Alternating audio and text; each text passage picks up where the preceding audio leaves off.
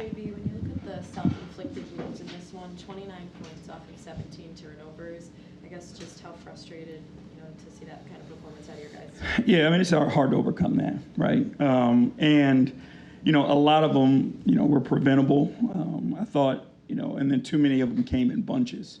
So we were playing in small spaces, which is what this team wants because they are physical, they are active, they do have great size, and they want to turn you over in those positions. So, between the turnovers and the amount of offensive rebounds we gave up, it's difficult to overcome. And that's where, we keep talking about winning the possession battle.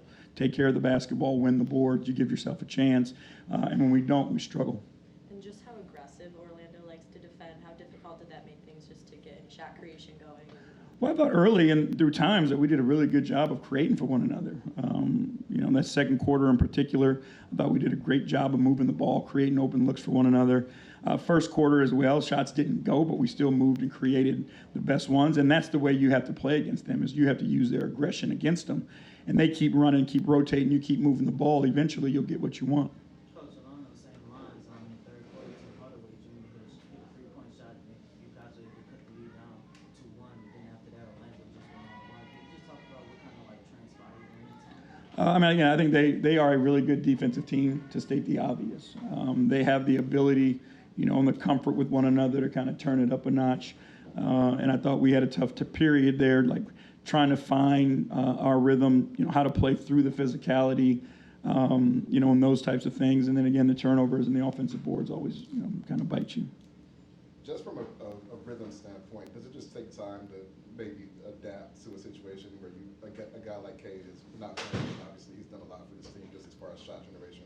Yeah, I mean, it changes a lot, obviously, because how much the ball is in his hands, how much he initiates the offense for us, and how that changes everybody else's role around him when he's not out there, what they have to do. So, hopefully it won't be a long-term thing, obviously, but in the meanwhile, we've got to figure it out. And, what it comes down to is us each as individuals doing a little bit more together and not trying to do too much on our own.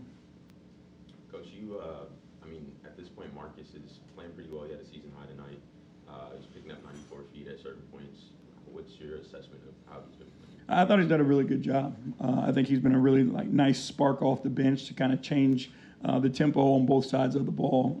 He's been certain with his playmaking and his decision-making the majority of the time.